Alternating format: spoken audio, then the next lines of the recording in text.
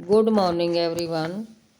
Students, आज हम करेंगे कवितावली, कविता के अभ्यास के प्रश्न उत्तर।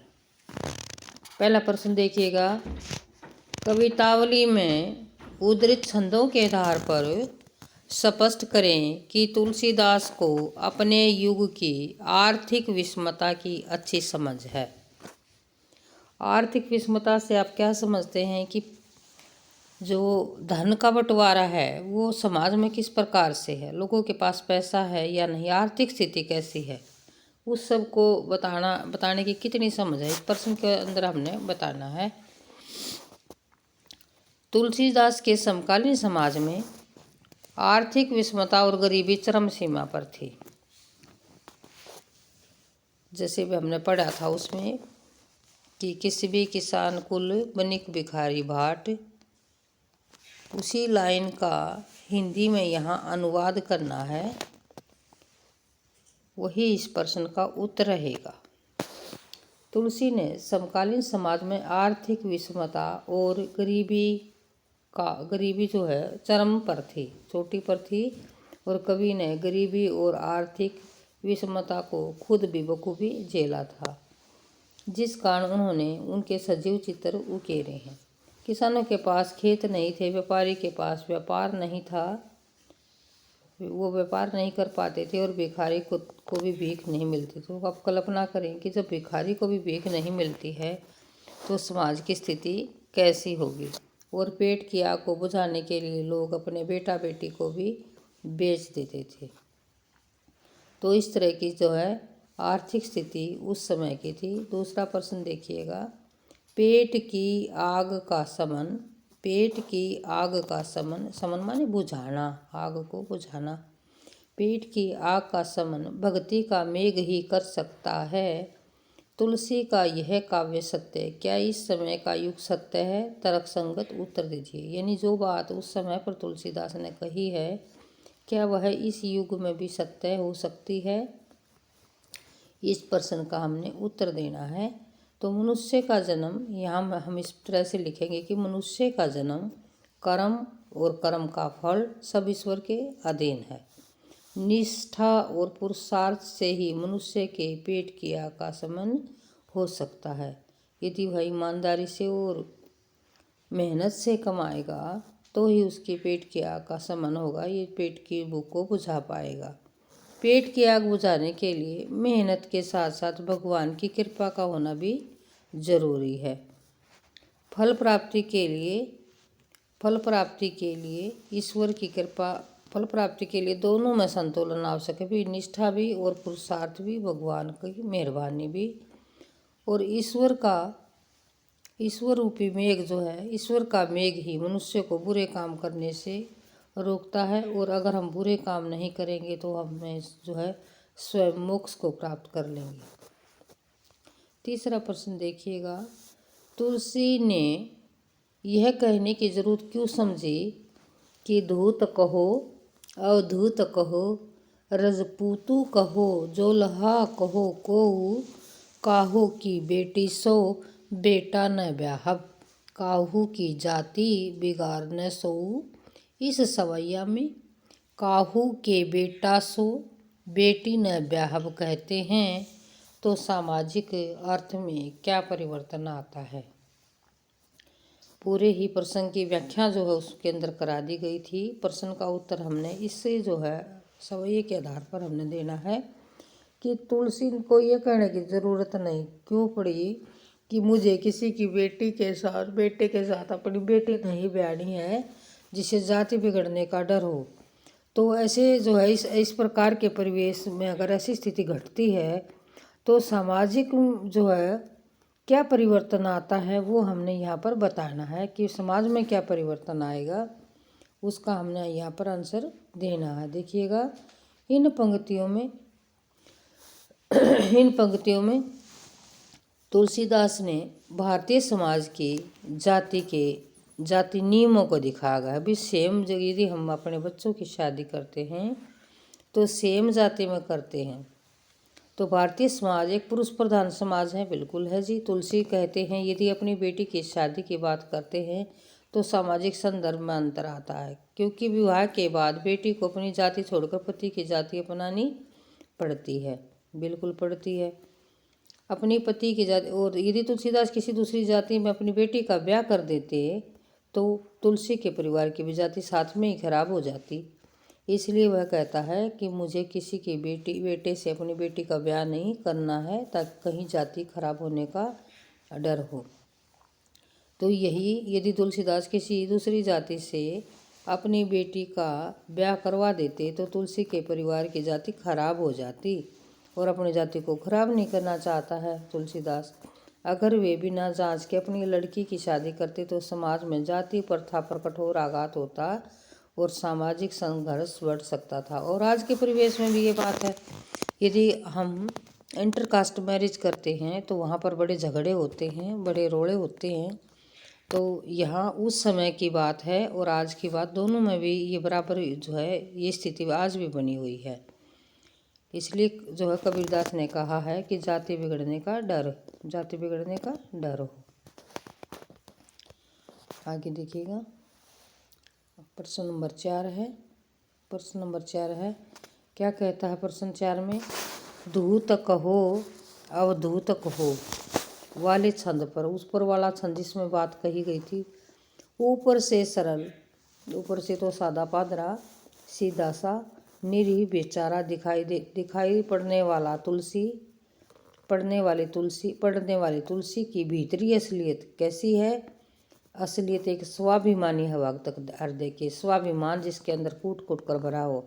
उनके इस कथन से आप कहाँ तक एग्री होते हैं, कहाँ तक सहमत होते हैं?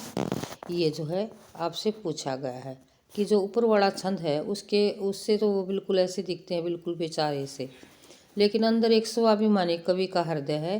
तो उसकी इस बात से आप कहाँ तक सहमत हैं? उसका जवाब हम इस प्रकार से देंगे। यदि तुलसी का सारा जीवन अभाव में बीता, जन्म दे तो बिल्कुल बीता, क्योंकि जो है माता ने उनको त्याग दिया था और जन्म देते ही माँ बाप ने उनको त्याग दिया, परंतु उन्होंने स्वाभिमान को बनाए रखा, जिसकी छवि हमें उनके काव्य में देखने को मिलती है। उन्होंने इस छंद में भक्ति की गहनता और सघनता से उपजे भक्त हृदय के आत्मविश्वास का चित्रण किया है, जिसमें उन्होंने समाज में प्रचलित जाति प्रथा और धर्म का खुलकर विरोध किया है। ये इस जो है इसका आंसर रहेगा। अब प्रश्न नंबर 5 देखिएगा, इसमें 4 पार्ट हैं और इनकी व्याख्या करनी है। और ये व्याख्या जो है, ये व्याख्या वाली उसमें भी मैंने अच्छे से कराई थी, एक बार फिर से देखिएगा। मम हित लागी तजेहु पितु माता, मेरे लिए जो है जिन्होंने ये उस प्रसंग में कह रहा है जब से जो है बेहोश पड़े हुए हैं, मूर्छित पड़े हुए हैं लक्ष्मण, उस प्रसंग की बात यहाँ पर चल रही है कि मेरे लिए जो माता पिता को छोड़ दिया मेरी भलाई के लिए, और जो है जंगल में अब जो है तेज़ हवा, गर्मी, सर्दी और तूफानों को सहन कर रहा है। और यहाँ पर राम जी कहते हैं कि ये जो जनते हूँ वन बंधु बिछऊ, अगर मैं जानता कि वन के अंदर मेरा भाई से बिछड़ना हो जाएगा तो मैं ऐसा बिल्कुल भी ना करता। मैं पिता को इनकार कर देता कि भाई को जंगल में लेकर नहीं जाऊंगा। पितु वचन मन तेहु नहीं हो, पिता की बात मानता ही नहीं, लक्ष्मण को साथ ही नहीं लेकर आता। अगला देखिएगा, इसका ख भाग, 5वें का ख भाग। जथा पंख बिनु खग अतिहीना, मणि बिनु फनी कर हीना, कि उसी परिवेश में ये बात कही गई है कि जब जो है लक्ष्मण मूर्छित पड़े हैं कि जिस प्रकार मैं अपने भाई के बगैर कैसा हो गया हूँ। जैसे पंखों के बिना पक्षीहीन है और मणि के बिना फणी यानी सांपहीन है, और सूंड के बिना करीबर कर माने सूंड, करीबर माने हाथी जो है सूंड के बिना दीन हालत में है, कमज़ोर हालत में है, वैसी ही हालत मेरी हो गई है। अस मम जीवन बंधु बिन तो ही, यानी हे भाई तेरे बिना मेरा जीवन ऐसा हो गया है। अस माने अब मेरा जीवन बंधु भाई बिन तो ही, बिना तेरे ऐसा हो गया है जैसे पक्षी का और हाथी और सांप का होता है। जो जड़ देव जीवावे मोही, जो मुझे जो जो जो जो मुझे जो जिंदा रखता था, वो भाई उसके बिना मेरी हालत ऐसी हो गई है। आगे गए पार्ट इसका देखिएगा। मांग के खैबो मस्जिद में सोइबो लेबू एक न देबू दो। ये जो तुलसीदास की समर्पण की भावना का वर्णन है कि मांग के खाता हूँ, मस्जिद में सोता हूँ, मुझे किसी से ना एक लेना है ना एक देना है। फिर है आगे ये जो लाइनें हैं उस समय की जो है सामाजिक परिस्थिति कैसी थी, आर्थिक स्थिति लोगों की कैसी थी, वो बता रहा है कि लोग पेट को भरने के लिए ऊंचे नीचे कर्म करते हैं, धर्माधर्म से भरे कार्य करते हैं, पेट को भरने के लिए बेटा बेटी को भी बेच देते हैं। ये जो है ये 4 पार्ट थे इसके 5वां प्रश्न के। छठा देखिएगा, इनकी व्याख्या नीचे लिखी गई है भाई, अगर आप नोट करना चाहें तो यहाँ से कर सकते हैं, इसी में है ये। इसका जो 5वें का ना 5वें का आगे का भाग है ना थोड़ा सा आगे दिएगा, इसको स्क्रॉल करके देख लीजिएगा। अब छठा प्रश्न देखिए। छठे प्रश्न में क्या कहता है, भ्रातृ शोक यानी भ्रातृ माने भाई, भाई का दुख, भाई के दुख में हुई राम की दशा को कवि ने प्रभु की नर लीला की अपेक्षा सच्ची मानवीय अनुभूति के रूप में रचा है। क्या आप इससे सहमत हैं? यानी ये कह रहा है यहाँ पर तुलसीदास कि भाई का जो शोक था, भाई मूर्छित पड़ा हुआ, तो राम की दशा, प्रभु राम की दशा कैसी हो गई है, एक मनुष्य की तरह हो गई है। और नर लीला की अपेक्षा यानी मनुष्य की अपेक्षा एक सच्ची मानवीय अनुभूति के रूप में रचा है कि भी बिल्कुल एक सच्चा जो मनुष्य होता है उसकी क्या अनुभूति होती है, कैसे वो उसको अनुभव करता है, उसके रूप में उसका वर्णन किया गया है। तो क्या आप तुलसीदास ने जो ऐसा वर्णन किया है उस बात से आप सहमत हैं? यदि आप सहमत हैं तो आपने रीजन बताना है कि तर्क बताइएगा, तर्क दीजिएगा उस उत्तर का। उत्तर देखिएगा, हाँ इस बात से हम सहमत हैं, भ्रातृ शोक में हुई राम की दशा को कवि ने प्रभु की नरलीला की अपेक्षा सच्ची मानवीय अनुभूति के रूप में रचा है। कैसे?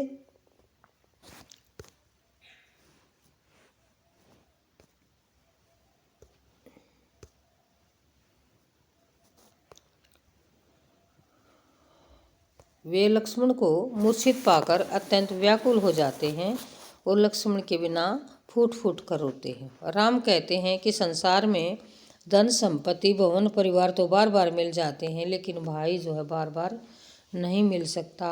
सब यही कहेंगे कि राम ने अपनी पत्नी के लिए अपने भाई को खो दिया और उनको इसी कलंक के साथ जीना पड़ेगा। इसलिए सच्ची मानवीय अनुभूति का यहाँ पर वर्णन किया है। सच्ची बात उन्होंने कही है कि समाज उन्हें क्या कहेगा, उस बात के लिए एक सच्चे मनुष्य के जो स्वभाव के अंदर जो सवाल उठता है उसी का सच्चा तर्क यहाँ पर दिया गया है। 7वां प्रश्न देखिएगा। 7वां प्रश्न है, शोकग्रस्त माहौल में हनुमान के अवतरण को करुण रस के बीच वीर रस का आविर्भाव कहा गया है। कि उस समय पर जब बेहोश पड़े हुए हैं लक्ष्मण और जो है हनुमान संजीवनी बूटी लेकर आते हैं तो सबके मन के अंदर एक उत्साह का भाव जागृत हो जाता है, तो इसलिए यहाँ पर कहा कि करुणता का भाव था, सबकी आंखों में आंसू थे और अब वीर रस का आविर्भाव उसके अंदर हो गया है, सबके मन में उत्साह जाग गया है। तो क्यों कहा कि इस करुण रस में वीर रस का आविर्भाव होगा? उसका जवाब ये है कि हनुमान लक्ष्मण के इलाज के लिए संजीवनी बूटी लाने के लिए हिमालय पर्वत गए थे और आने में देर हो रही थी, सभी इंतजार कर रहे थे। लक्ष्मण मूर्छा के बाद का पूरा माहौल शोकग्रस्त हो गया था। चय आएगा भाई इसमें बीच में, मूर्छा में पूरा माहौल शोकग्रस्त हो गया था। समस्त भालू वानर सेना राम को देख अत्यंत दुखी थे।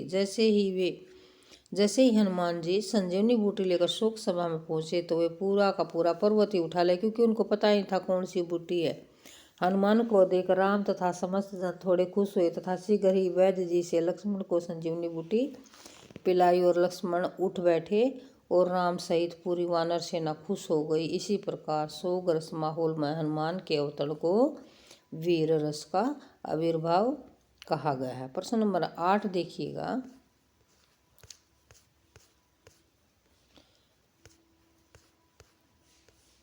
भाई के शोक में डूबे राम के प्रलाप वचन में के प्रति सामाजिक दृष्टिकोण संभावित है। उन्होंने कहा कि कैसा मुँह लेकर कवद मुँह लाई जो है, ये ऐसी लाइनें उन्होंने लिखी हैं तुलसीदास ने कि मैं ना अवध के अंदर, अयोध्या के अंदर मैं कैसा मुँह लेकर जाऊंगा।